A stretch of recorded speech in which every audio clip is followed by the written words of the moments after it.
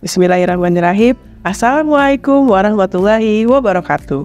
Selamat siang semuanya. Apa kabar kalian hari ini? Insya Allah semuanya dalam keadaan sehat walafiat. Amin, amin ya robbal alamin. Baik anak-anak, sebelum mulai perkuliahan hari ini, marilah kita berdoa. Berdoa dipersilahkan. Anak-anak, seperti yang telah kita ketahui sebelumnya, fokus siswa dalam mengikuti pembelajaran biasanya tidak pernah lama. Maksimal 20 menit, siswa kemungkinan bisa fokus mendengarkan penjelasan guru. Selebihnya pasti banyak ditemukan siswa yang mulai bosan, seperti bicara sendiri, izin ke toilet, mengganggu teman sebelah, melucon, dan semacamnya. Hal tersebut bisa kita maklumi karena muncul kebosanan pada beberapa siswa. Nah, oleh karena itu, guru perlu membuat pembelajaran menjadi lebih menarik sehingga siswa tetap fokus dalam pembelajaran. Dalam materi perkuliahan kita hari ini adalah bagaimana seorang guru bisa meminimalisir kebosanan yang dirasakan oleh siswa ketika dalam proses pembelajaran. Tujuan perkuliahan kita hari ini adalah mahasiswa dapat merancang permainan kimia. Dan yang kedua adalah mahasiswa dapat mengevaluasi permainan kimia yang dirancang. Demonstrasi permainan percobaan kimia dikembangkan atas dasar bahwa ilmu kimia dikembangkan berdasarkan eksperimen. Nah, permainan kimia ini untuk mengganti kegiatan di laboratorium. Tujuannya apa? Tujuannya untuk menuntun siswa dari berpikir konkret ke berpikir abstrak.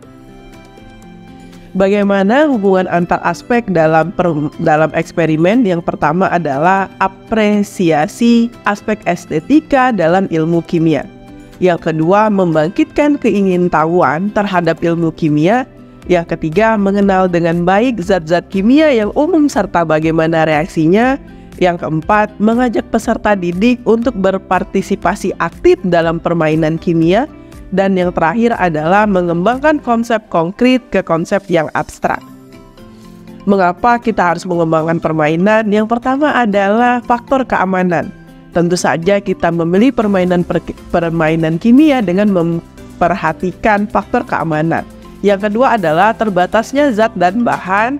Yang ketiga adalah dengan permainan kita bisa menghemat waktu dalam menjelaskan suatu konsep. Namun, dalam mengembangkan permainan, seorang demonstrator atau yang akan bermain dalam permainan kimia harus memenuhi beberapa persyaratan. Yang pertama adalah mengetahui sifat-sifat zat dan reaksi kimia yang berhubungan dengan demonstrasi yang akan ditampilkan. Jadi, seorang demonstrator permainan harus memahami material sheet, data sheet dari bahan-bahan kimia yang akan digunakan sehingga bisa mengetahui faktor resiko jika bahan X dicampur dengan bahan Y akan menghasilkan reaksi seperti apa. Kemudian syarat yang kedua, seorang demonstrator permainan harus mematuhi semua peraturan tempat melakukan permainan. Yang ketiga, mengingatkan para siswa untuk menutup telinga jika akan terjadi bunyi yang keras atau adanya ledakan ringan. Yang keempat, menghindari tersebarnya gas beracun. Jadi usahakan jangan membuat permainan di dalam kelas yang menghasilkan gas yang bisa berbahaya untuk kesehatan siswa. Yang kelima, jika permainannya memiliki faktor risiko, sebaiknya meminta siswa untuk menggunakan alat pelindung keselamatan. Kemudian penting juga untuk seorang demonstrator untuk memprediksi apakah reaksi yang terjadi akan mengakibatkan kebakaran atau tidak. Jika iya, maka harus disiapkan alat pemadam kebakaran. Syarat demonstrator permainan juga ketujuh adalah tidak mencicipi zat-zat kimia yang bukan makanan, kemudian memperhatikan zat yang dapat mencemari tubuh manusia dan menggunakan wadah tertutup untuk hal-hal yang mudah menguap. Selain itu, demonstrator juga harus menyediakan petunjuk tertulis tentang bahaya dan petunjuk pembuangan zat untuk setiap kali demonstrasi.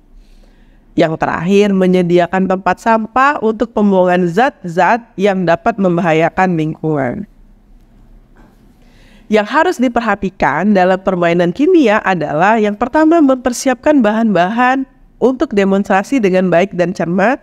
Yang kedua, sebelum melakukan permainan kimia di kelas, seorang demonstrator atau seorang guru harus melakukan uji coba permainan terlebih dahulu sebelum menerapkannya. Kemudian dari permainan tersebut harus ada pertanyaan yang relevan dengan tujuan pembelajaran. Jika permainan yang dirancang tidak sesuai dengan tujuan pembelajaran, maka tidak disarankan untuk melakukan permainan seperti ini. Kemudian yang keempat, meminta bantuan kepada peserta didik untuk menjadi sukarelawan agar permainan bisa berjalan dengan tertib dan lancar. Selanjutnya, guru juga bisa menugaskan peserta didik untuk mencatat dan menjawab semua pertanyaan yang terkait dengan permainan. Yang terakhir, mengetahui sasaran dari demonstrasi yang dilakukan dan memperhatikan faktor-faktor keselamatan dan keamanan.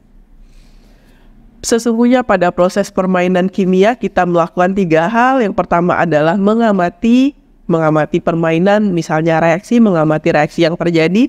Yang kedua adalah memahami bagaimana reaksi tersebut dapat terjadi. Dan yang terakhir adalah bisa menerapkan dalam kehidupan sehari-hari.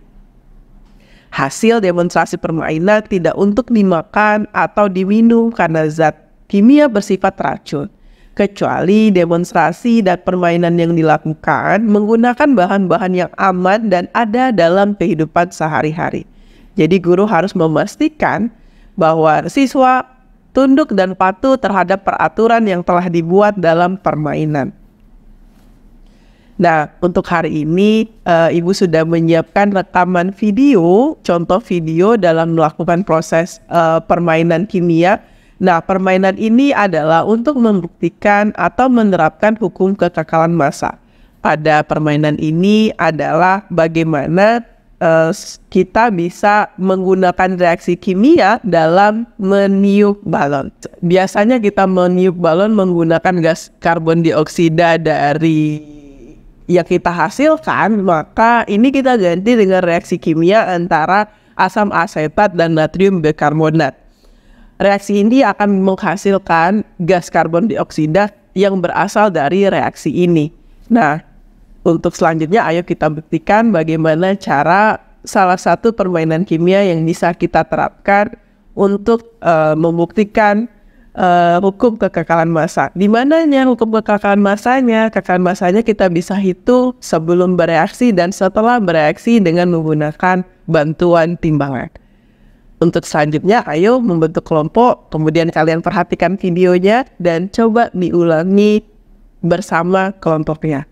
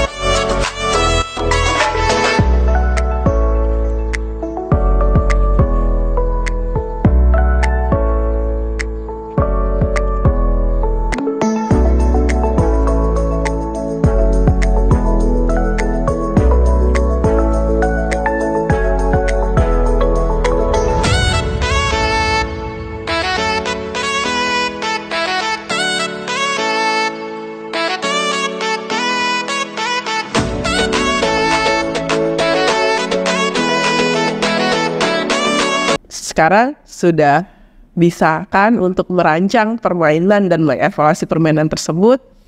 Ibu rasa pertemuan kita hari ini cukup sampai di sini. Semoga bermanfaat untuk kalian. Assalamualaikum warahmatullahi wabarakatuh.